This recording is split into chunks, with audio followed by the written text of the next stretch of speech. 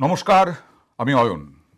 একই কাণ্ড, বিভিন্ন মসজিদ থেকে মসজিদ কর্তৃপক্ষই চোঙা অর্থাৎ মাইক খুলে নিলেন।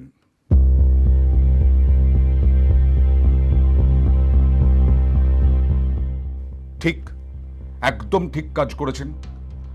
আইন যা বলবে, কোর্ট যা নির্দেশ দেবে সেটা তো করতেই হবে। এতদিন হয়নি, পালাবদলের পরে হয়েছে। পালাবদলের পর অনেক রকম পরিবর্তন হচ্ছে। তাই যারা মসজিদ কর্তৃপক্ষ তারা বুঝতে পেরেছেন যে এটা সত্যি অসুবিধের কারণ। বিভিন্ন সময়ে আমরা ভোরবেলা হোক, দুপুরবেলা হোক,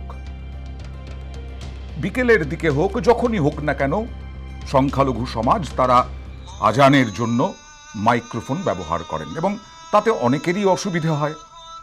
জোরে মাইক বাজালে যে কোনো মানুষের অসুবিধে হওয়ারই কথা।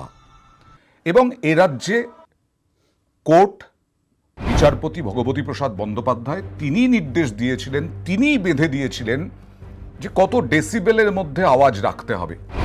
কিন্তু কে কার কথা শোনে? পালাবদলের আগে তো সবাই রাজা, আমরা সবাই রাজা আমাদের এই রাজার রাজত্বে। আর সেই রাজার রাজত্বে কি ছিল?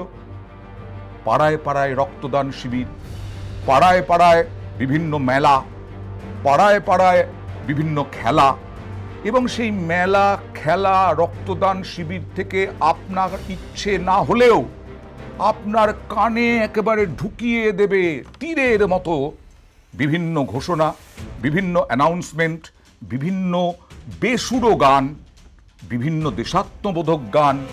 যখন রাত্রিবেলা তখন দিনের গান, যখন দিন তখন রাতের গান। এ শুনতে শুনতে ভয়ঙ্কর অবস্থা হয়ে গেছিল 15 বছরে এ রাজ্যের মানুষের। শুধু তাই, আজকে ধরুন কলকাতা শহরের মধ্যে এসপ্ল্যানেডে কোনো একটা মেলা হচ্ছে। সেই মেলার আওয়াজ অন্তত 1.5 কিলোমিটার দূর থেকে মানুষকে শোনানোর ব্যবস্থা করা হয়েছিল। উত্তরে 1.5 কিলোমিটার, দক্ষিণে 1.5 কিলোমিটার।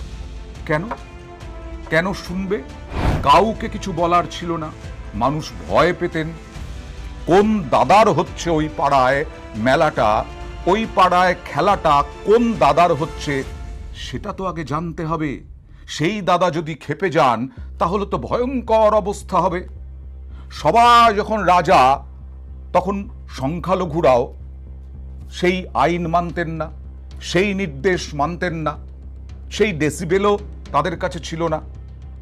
আর যারা সংখ্যাগুরু, তাদের দুর্গা পুজো, কালী পুজো, জগদ্ধাত্রী পুজো, গণেশ পুজো, এমনকি রামনবমী বা এই কার্তিক পুজো ভয়ঙ্করভাবে ডিজে বাজছে।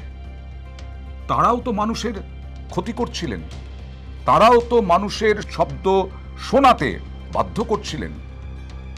আজকে পালাবদল হয়েছে, পালাবদলের পরে যে বড় করে দেখানো হচ্ছে যে মসজিদ থেকে মাইক খুলে ফেলছেন বিভিন্ন মসজিদ কর্তৃপক্ষ, তারা সঠিক কাজ করছেন, তারা আইন মানছেন।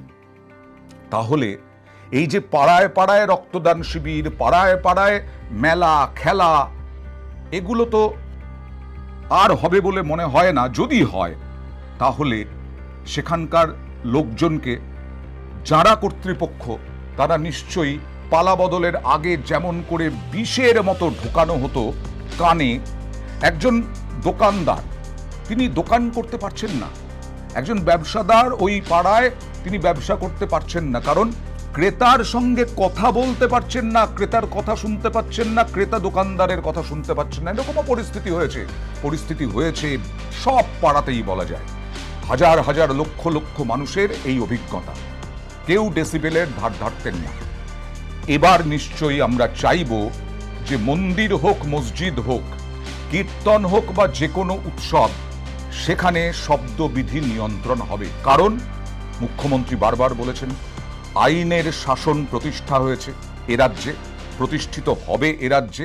আমরা তো ধর্ম পালনে কাউকে বাধা দিইনি। তা বকরি ঈদও করেছেন, পশু হত্যা আইন মেনে করেছেন, মহরমেও বেরিয়েছিলেন অস্ত্র বাড়িতে রেখে, কোনো অসুবিধা নেই। ভদ্র থাকবেন, আইন মেনে চলবেন, নিজে থেকে দূরে থাকবেন, নিজের ধর্ম নিজে পালন করবেন, অন্যর কানে গিয়ে ফুফু করার দরকার নেই, সব ঠিক চলবে, সুন্দর চলবে। ফার্স্ট ক্যাবিনেট মিটিং হলো, সেখানেই মাননীয় মুখ্যমন্ত্রী বলে দিয়েছিলেন যে শুধু মসজিদ নয়, যে কোনো জায়গা থেকে 50 ডেসিবেলের উপরে আওয়াজ করা যাবে না। মসজিদের মধ্যে হতেই পারে, কিন্তু সেটা স্পিকার দিয়ে হবে, চোঙা দিয়ে হবে না।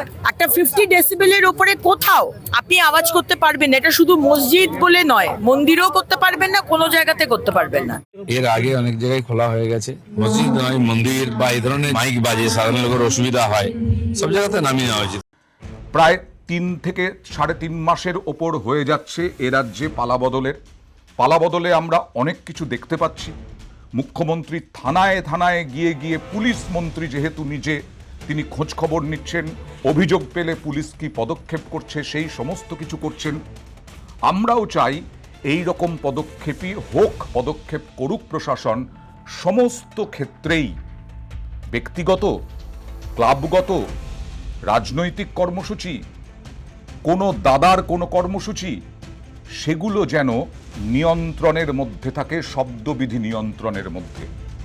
আজকে বাজি নিয়ে কতবার হয়েছে, কতবার পুলিশ নির্দেশ দিয়েছে দুর্গাপুজো, বিজয়া দশমীর দিন বা কালী পুজোর দিন, দশেরার দিন বা কালী পুজোর রাতে যাতে বাজি, শব্দবাজি, সবুজ বাজি পোড়ানো হয়, শব্দবাজি নয়। তাও তো নিয়ন্ত্রণ করা সম্ভব হয়নি। পাড়ায় পাড়ায় বড়লোকদের আবাসনে ভয়ঙ্করভাবে বাজি ফেটেছে, আর প্রাণ ওষ্ঠাগত হয়েছে হৃদরোগে আক্রান্ত যারা, প্রাণ ওষ্ঠাগত হয়েছে শিশুদের, প্রাণ ওষ্ঠাগত হয়েছে রোগীদের, প্রাণ ওষ্ঠাগত হয়েছে এমনকি অবলা প্রাণীদের। তাই শুভেন্দু অধিকারী মুখ্যমন্ত্রী যেমন বলেছেন, কানের কাছে ধর্মের নামে ফুসফুস করবেন না, ওই দিন চলে গেছে, কথা বলেছেন শুভেন্দু অধিকারী। আমরা আশা করি ধর্মের নামে মানে সব ধর্মের ক্ষেত্রেই মানুষ এই শব্দবিধি নিয়ন্ত্রণ করবেন, এবং কানের কাছে যেন এই ধর্মের নামে ফুসফুসিনাটা বন্ধ হয়। যেমনভাবে মসজিদ কর্তৃপক্ষরা আজকে মাইক খুলে নিয়েছেন, আইন খুলে নিতে বাধ্য করেছে, সরকারি নির্দেশ খুলে নিতে বাধ্য করেছে, এটা যেন প্রত্যেকটা ক্ষেত্রেই বাধ্য হন যারা বিভিন্ন উৎসব করবেন, বিভিন্ন রকম কর্মসূচি পালন করবেন। আজকে কিছুদিন আগেও কৃষকদের সম্বর্ধনা একটা জায়গা ছিল, সেখানে গিয়েছিলেন বিজেপি রাজ্য সভাপতি শ্রমিক ভট্টাচার্য, রাজ্যের মন্ত্রী দুধকুমার মণ্ডল। সেখানে একটা বড় জনসভা, সেখানে 1.5 কিলোমিটার 2 কিলোমিটার মাইক্রোফোন বা চোঙা ইউজ করা হয়েছে। রাজনৈতিক কর্মসূচি আমরা দেখেছি, রাজনৈতিক কর্মসূচির ক্ষেত্রে রাজনৈতিক দলগুলো, যে কোনো দলই একটা দূরত্ব পর্যন্ত মানুষের কাছে তাদের কর্মসূচির উদ্দেশ্য, তাদের নেতৃত্বের বার্তা তারা পৌঁছে দেওয়ার চেষ্টা করেন। রাজনৈতিক কর্মসূচি সবার জন্য একই নিয়ম, সেটা সবাই মানে মোটামুটিভাবে। কিন্তু ব্যক্তিগত কর্মসূচি, পাড়াগত কর্মসূচি, কাউন্সিলরের কর্মসূচি, বিধায়কের কর্মসূচি, এগুলো যেন মানুষের কাছে যন্ত্রণাদায়ক না হয়। আজকে দিলীপ ঘোষ, অগ্নিমিত্রা পাল, তারা কিন্তু যথেষ্ট র্যাশনাল কথা বলেছেন।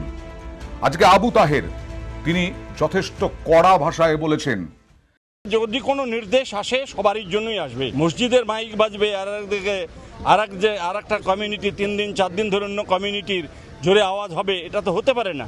আমরা এটার বিরোধিতা করছি।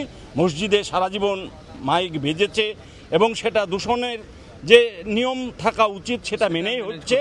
সুতরাং আমরা মসজিদের মাইক বন্ধ হবে আর অন্য কিছু হবে, এটা হতে পারে না। এর বিরোধিতা নিশ্চয়ই আমরা করব। সাউন্ড পলিউশন হোক আমরা কোনোভাবেই চাই না, কিন্তু এটা একবার না একাধিকবার কলকাতা হাইকোর্ট থেকে সুপ্রিম কোর্ট পর্যন্ত মামলা গড়িয়েছে।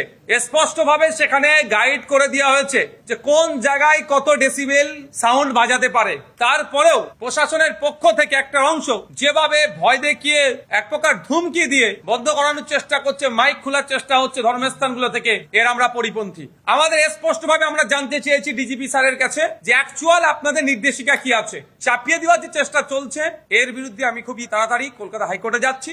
আমরা চাইব আবু তাহের বা নওশাদ সিদ্দিকী নওশাদ সিদ্দিকী যেমন ডিজির কাছে ক্ল্যারিফিকেশন চেয়েছেন, তিনি কোর্টে যাবেন বলেছেন, অবশ্যই তার কাছে আদালত খোলা আছে।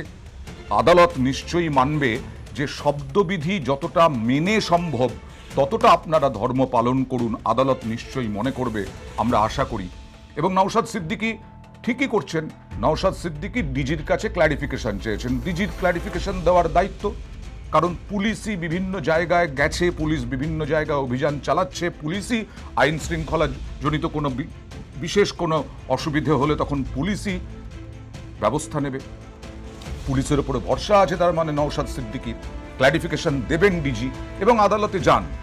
আদালত, আইন সমস্ত কিছুর লড়াই চলুক, কিন্তু আওয়াজের লড়াই যেন আর না হয়। আমরা অন্তত, সে মুসলিম হোক, হিন্দু হোক, খ্রিস্টান হোক, জৈন হোক, যারাই হন না কেন ধর্মাবলম্বী, আমরা যেন শান্তিতে বসবাস করতে পারি। কোনো হৃদরোগে আক্রান্তকে আর ছটফট করতে না হয়, কোনো অবলা প্রাণীকে যেন খাটের তলায় লুকিয়ে যেতে না হয়। যেমনভাবে সংখ্যালঘুদের আজকে আমরা বাধ্য করেছি আইনের দ্বারা এবং নির্দেশ দ্বারা, তেমনভাবেই যেন বাধ্য করতে পারি সমস্ত পুজোর ক্ষেত্রে এবং অনুষ্ঠানের ক্ষেত্রে। এটাই এখন দেখার।